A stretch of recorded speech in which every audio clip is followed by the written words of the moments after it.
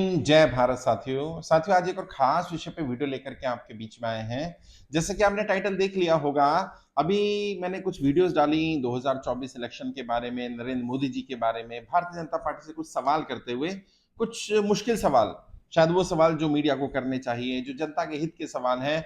तो वहां पर 2-3 साथियों के कमेंट आए, मेरी टीम ने मुझे दिखाया है कि लोग कह रहे हैं कि आप भारतीय जनता पार्टी से सवाल क्यों करते हैं, आप उनका विरोध क्यों करते हैं, आप नरेंद्र मोदी जी से सवाल क्यों कर रहे हैं, आप कांग्रेस से या राहुल गांधी जी से सवाल क्यों नहीं करते। बड़ी हंसी आई, मुझे लगा मुझे इस पर बात रखनी चाहिए। जनता के विवेक को क्या हो गया है, जनता को क्या ये बात भी बतानी पड़ेगी कि सत्ता में भारतीय जनता पार्टी या नरेंद्र मोदी है। मेरे जितने भी मुद्दे हैं, मैं राष्ट्रीय स्तर पर काम करता हूं, मैं किसी राज्य स्तर की बात नहीं करता। राष्ट्रीय स्तर के मुद्दों पर राष्ट्र में देश में जो सरकार राष्ट्रीय स्तर पर चल रही होगी उसी से सवाल किया जाएगा भाई।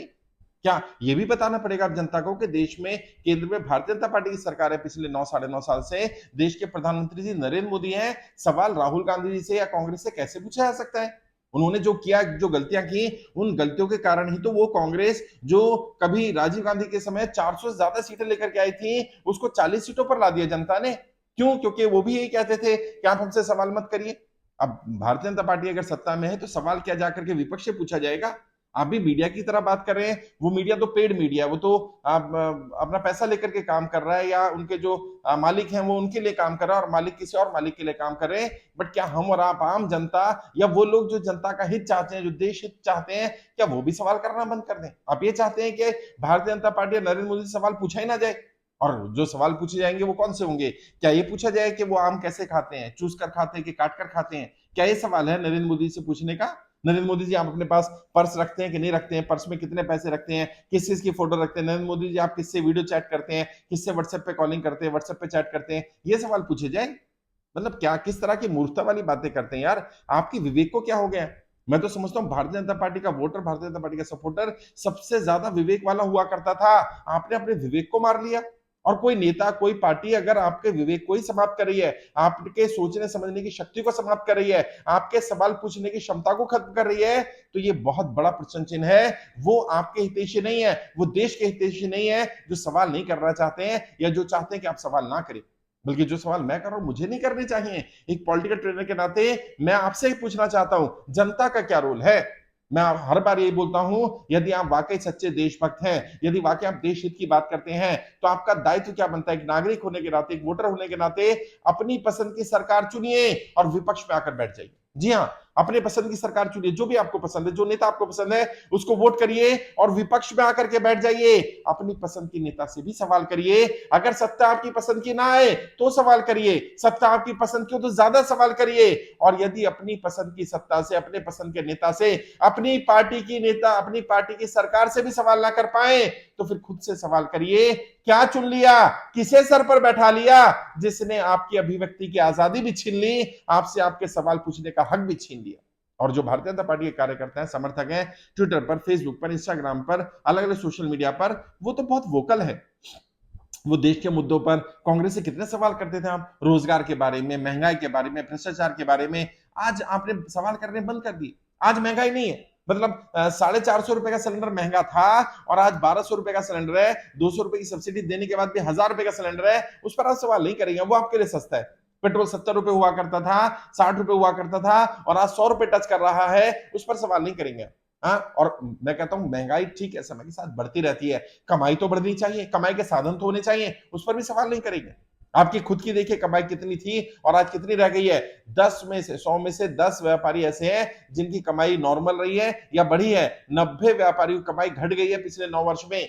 नोटबंदी, जीएसटी, लॉकडाउन के कारण व्यापार बंद हुए, नौकरियां छूटी हैं। मेरे आंकड़े नहीं है, सरकार के ही आंकड़े हैं, एनसीआरबी का डाटा है। पिछले 5 वर्ष में 50,000 से ज्यादा व्यापारियों ने कर्जे कारण आत्महत्या की है, और अकेले 2022 में ही व्यापारियों द्वारा की गई आत्महत्या की संख्या किसानों द्वारा की गई आत्महत्या से भी ज्यादा है। और पिछले वर्ष सबसे ज्यादा किसानों और व्यापारियों ने आत्महत्या की, और कारण कर्जा रहा।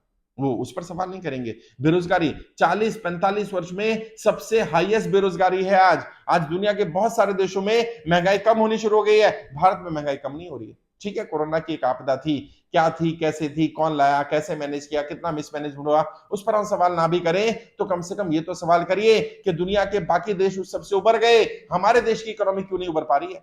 आज आप कह रहे हैं भारत की दुनिया की तीसरी सबसे बड़ी अर्थव्यवस्था बन गया है। मैं चाहता हूं भारत दुनिया की सबसे नंबर 1 अर्थव्यवस्था बने, लेकिन उस अर्थव्यवस्था कैसे काउंट की जा रही है?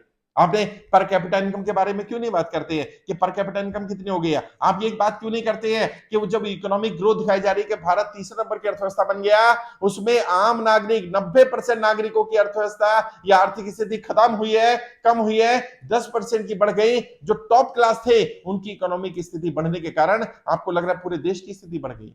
ये किस तरह का एवरेज आउट कर रहे हैं आप कि इनकम बढ़ती जा रही है? किसकी इनकम बढ़ रही है? 100 200 500 घरानों की इनकम बढ़ जाना देश की जनता की इनकम बढ़ जाना नहीं है। और ये सवाल होने चाहिए।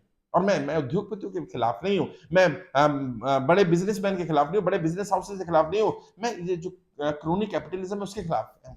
जो एक व्यक्ति के हाथ में सारी पावर दे दी जाए, उस मोनोपोली के खिलाफ है हम लोग। एक ही अंबानी क्यों, एक ही अदानी क्यों? देश में 1000 अंबानी, 1000 अदानी, 1000 टाटा, 1000 बिरला क्यों नहीं हो सकते?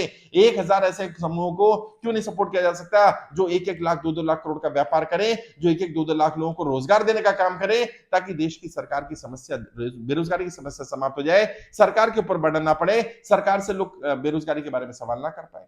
लेकिन जब तक ये नहीं होगा सवाल तो पूछे जाएंगे। अदानी का, अंबानी का, अदानी से के मोदी का क्या रिश्ता है?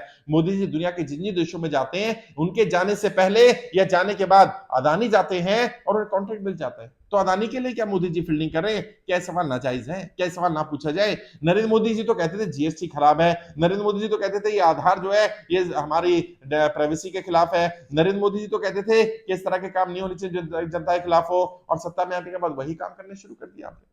आप तो विरोध करते रहते थे जीएसटी का, और अभी आप कहते हैं जीएसटी अच्छी चीज है, आपने हर चीज पे जीएसटी लगा दिया। और कोई लिमिट होती है ना टैक्स की भी, आप लिमिट से ज्यादा कैसे टैक्स ले सकते हैं? जनता के पास कमाई नहीं है। व्यापारी कमाई कितना कर रहा है?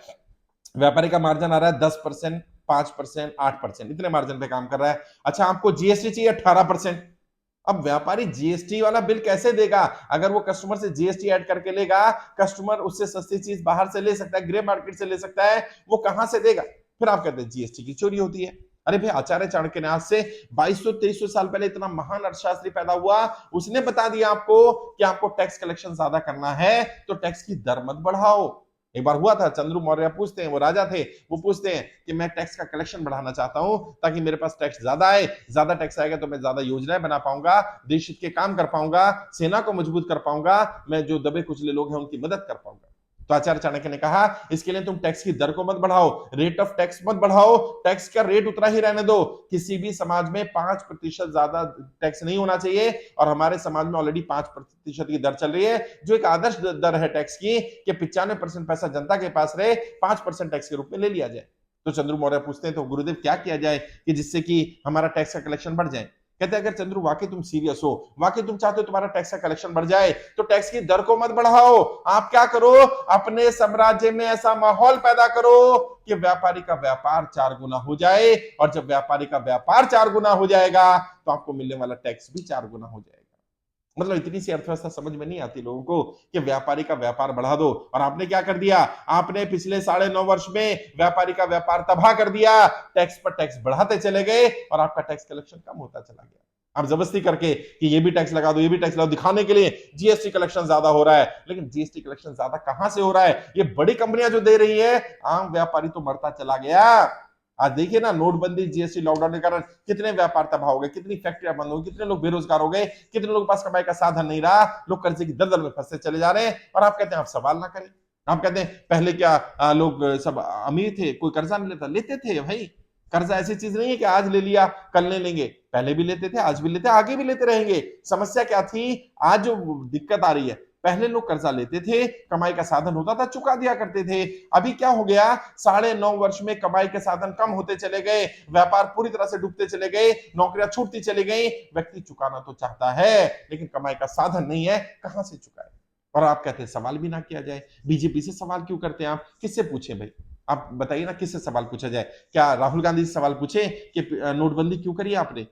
हाँ, आपका अगर कहेंगे तो मैं राहुल गांधी से सवाल पूछ लूंगा, कोई बुराई नहीं है। राहुल गांधी जी बताइए आपने नोटबंदी क्यों करी? राहुल गांधी जी बताइए आपने जीएसटी क्यों लगाया? राहुल गांधी जी बताइए आपने लॉकडाउन सही क्यों नहीं लगाया? आपने मजदूरों को क्यों जाने दिया? आपने फैक्ट्रियां बंद हुई और लोगों के सामान सड़ गए, उनको राहत क्यों नहीं दी? आपने छोटे व्यापारियों को, छोटे काम करने वालों को, उनको राहत क्यों नहीं दी? बड़े बड़े दुनिया के देशों ने पैकेज दिया है, आपने अपने मजदूरों को, अपने नौकरी करने वालों को, अपने व्यापारियों को कोई पैकेज क्यों नहीं दिया? उनका लोन माफ क्यों नहीं किया? राहुल गांधी जी जवाब दें, कांग्रेस जवाब दे, ये चाहते हैं आप?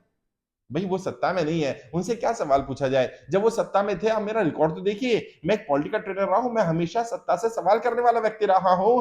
अगर सत्ता ने कोई काम ऐसा किया जो जनता के हित में था, तो उस पर हमने सत्ता की तारीफ की है। ऐसा नहीं नरेंद्र मोदी जी की तारीफ नहीं की गई है, बहुत सारे मुद्दों पर नरेंद्र मोदी जी की तारीफ की है। मैंने खुद कहा था कि नरेंद्र मोदी जी ने बढ़िया पहल की, उन्होंने एक जो डिस्प्यूट चल रहा था मंदिर मस्जिद का, उसको समाप्त करने का काम किया। कम से कम जैसा भी हुआ फैसला आ गया, दोनों पक्ष के फैसले, दोनों पक्ष लगभग खुश रहे और कोई दिक्कत, किसी को परेशानी नहीं हुई, कोई आगजनी, कोई दंगा फसाद नहीं हुआ। ये अच्छी बात है। लेकिन आप कहते हैं तारीफ तो अच्छी बात है, लेकिन आप बुराई नहीं कर सकते नरेंद्र मोदी, क्यों नहीं कर सकते भाई? अभी मैं जम्मू होकर के आया हूं, वहां की हालत देखिए ना, पिछले 30 वर्ष में से 10 वर्ष जम्मू बंद रहा है, अलग अलग कारणों से, कभी कोई कारण, कभी कोई कारण, कभी कोई कारण। और पिछले एक साल में अगर आप देखेंगे तो जम्मू में अर्थव्यवस्था पूरी तरह से चरमरा गई है। और अब आप उम्मीद करते हैं कि वो व्यक्ति अपना लोन भी समय पर भर दे, वो डिफॉल्ट भी ना करे, उनकी प्रॉपर्टी बैंक को बैंक मॉर्गेज कर ले दी हुई है, तो बैंक कब्जा करने में लगा हुआ है, उसे रोका भी ना जाए, उनकी आवाज भी ना उठाई जाए, तो ऐसा तो नहीं होगा। और मैं तो किसी धर्म की आवाज नहीं उठा रहा, मैं किसी जाति की आवाज नहीं उठा रहा। मैं तो बार बार बोलता हूं, धर्म जाति के ऊपर राजनीति करने वाले लोग डरपोक लोग होते हैं, कायर लोग होते हैं, वो नपुंसक है भाई। क्योंकि उनको पता है उनमें क्षमता नहीं है, क्योंकि उनको पता है उनमें काबिलियत नहीं है, उनको पता है कि वो तुम्हारा धर्म, तुम्हारी जाति को खतरे में डालकर रखेंगे, ताकि उनसे तुमसे तुम्हारा वोट ले ले और अपनी सत्ता बनाए रखें। मैं बार बार कहता हूं, जब कोई राजनेता कहता है कि तुम्हारा धर्म खतरे में है, तुम्हारी जाति खतरे में है, तो यहाँ बात धर्म जाति की नहीं है, यहाँ बात उसकी कुर्सी की है। असल में उसकी कुर्सी खतरे में है और वो बता रहा है तुम्हारा धर्म खतरे में, तुम्हारी जाति खतरे में है। और जो लोग इस तरह का बात कर रहे हैं, समझ जाइए वो नेता कौन है। अब आप कहें कि आप तो बीजेपी का विरोध करते हैं, आप तो नरेंद्र मोदी का, तो मैं क्या करूं कि नरेंद्र मोदी और भारतीय जनता पार्टी के मुंह से व्यापार, रोजगार, बेरोजगारी, महंगाई, भ्रष्टाचार, ये शब्द निकलने बंद हो गए। जिस नेता को, जिस पार्टी को आप बोलते हैं भ्रष्ट है, जब तक वो विपक्ष में रहे, जैसे वो आपके साथ आ जाए, अजीत पवार के ऊपर आरोप लगा दिएगा, हजारों करोड़ का घोटाला किया है, चक्की पीसन, चक्की पीसन, चक्की पीसन, भारतीय जनता पार्टी में आ गई, उप मुख्यमंत्री बना दिया गया। अब आप सवाल भी नहीं पूछ रहे। मैं भारतीय जनता पार्टी कार्यकर्ताओं से पूछना चाहता हूं, तुम्हें क्या बना दिया गया? देखो, तुम्हारी विवेक शक्ति छीन ली गई, तुमसे सवाल करने की क्षमता छीन ली गई, और तुम्हें कहा जा रहा है कि तुम दूसरों से भी ये सवाल करो, उनको गाली गलौज करो, उनको बदतमीजी करो जो सवाल कर रहे हैं। अरे तुम खुद सोचो, तुम्हें क्या बना दिया गया, कितना मूर्ख बनाया गया। अजीत पवार को बोला गया जेल में चक्की पीसेंगे और वो भारतीय जनता पार्टी में उप मुख्यमंत्री बने। तो क्या भारतीय जनता पार्टी वो जेल है? क्या उप मुख्यमंत्री बनना चक्की पीसना है? क्या भ्रष्टाचार से ऐसी लड़ाई लड़ेंगे नरेंद्र मोदी जी और इस पर हम सवाल भी ना करें? भैया आप मत करिए, आपकी रीढ़ की हड्डी कमजोर हो सकती है, मेरी तो नहीं है। मैं तो सवाल करता हूं, जायज सवाल करता हूं, और मैंने कोई नाजायज आरोप नहीं लगाया, मैंने कोई व्यक्तिगत आरोप नहीं लगाए। मैंने कभी नरेंद्र मोदी जी की निजी जिंदगी पर हमला नहीं किया, मैं कभी नहीं करता, क्योंकि वो उनकी निजी लाइफ है, किससे मिलते हैं, किससे बात करते हैं, कहाँ रहते हैं, उनके जीवन में किसका क्या रोल रहा, मुझे उससे मतलब नहीं। मैं बात नहीं करता उन मुद्दों पर, मैं तो देश हित की बात करता हूं। नरेंद्र मोदी जी देश हित में सवालों के जवाब क्यों नहीं देते, और मीडिया सवाल क्यों नहीं करता, आप क्यों नहीं करते? जो बेरोजगार लोग हैं, जिन लोगों ने 18 वर्ष की उम्र थी 2014 में, उन्होंने ये सोच करके नरेंद्र मोदी जी को वोट किया था कि 2 करोड़ लोगों को हर साल रोजगार मिलेगा, उनकी बेरोजगारी समाप्त हो जाएगी। आज 9.5 साल बाद भी वो व्यक्ति बेरोजगार है, तो सवाल क्यों ना करे? और मेरी बात मत मानिए, जिस तरह के नतीजे आ रहे हैं, जिस तरह के सर्वे की रिपोर्ट्स आ रही है, 2024 बहुत मुश्किल होने वाले नरेंद्र मोदी जी के लिए। आप आईना दिखाने वाले का आईना फोड़ देंगे, इससे आपकी प्रॉब्लम का समाधान नहीं होगा। आप चाहते हैं मैं चुप हो जाऊं, अगर मैं चुप भी हो जाऊंगा तो भी फर्क नहीं पड़ेगा, ये सवाल तो रहेंगे। तो बेहतर यह है कि ये सवाल आप ही उठाइए, अपनी मीटिंगों में उठाइए और सवालों के जवाब मांगिए नेताओं से, उन पर दबाव बनाइए। उससे पार्टी का भी फायदा है, देश का भी फायदा है, आपका व्यक्तिगत भी फायदा है।